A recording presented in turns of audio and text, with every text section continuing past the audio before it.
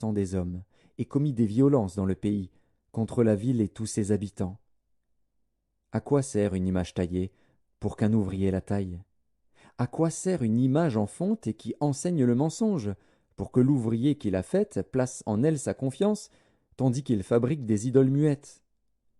Malheur à celui qui dit au bois, lève-toi, à une pierre muette, réveille-toi. Donnera-t-elle instruction?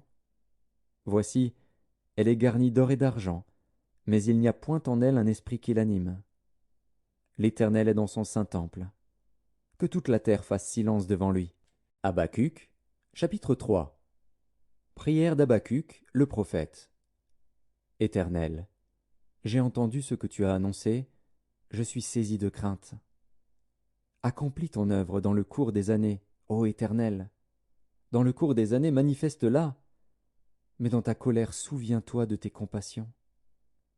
Dieu vient de Théman, le Saint vient de la montagne de Paran. Sa majesté couvre les cieux, et sa gloire remplit la terre. C'est comme l'éclat de la lumière. Des rayons partent de sa main. Là réside sa force. Devant lui marche la peste, et la peste est sur ses traces. Il s'arrête, et de l'œil il mesure la terre. Il regarde, et il fait trembler les nations.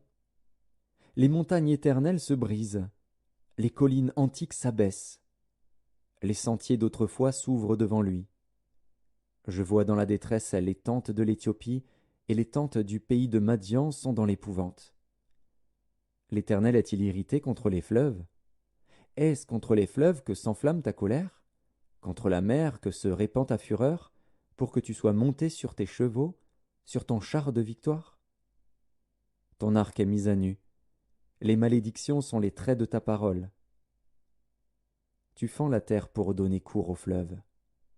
À ton aspect, les montagnes tremblent, des torrents d'eau se précipitent. L'abîme fait entendre sa voix, il lève ses mains en haut. Le soleil et la lune s'arrêtent dans leur demeure, à la lumière de tes flèches qui partent, à la clarté de ta lance qui brille. Tu parcours la terre dans ta fureur, tu écrases les nations dans ta colère. Tu sors pour délivrer ton peuple, pour délivrer ton oint. Tu brises le faîte de la maison du méchant, tu la détruis de fond en comble. Tu perces de tes traits la tête de ses chefs, qui se précipitent comme la tempête pour me disperser, poussant des cris de joie, comme s'ils dévoraient déjà le malheureux dans leur repère. Avec tes chevaux tu foules la mer, la boue des grandes eaux. J'ai entendu, et mes entrailles sont émues. À cette voix, mes lèvres frémissent, mes os se consument, et mes genoux chancellent.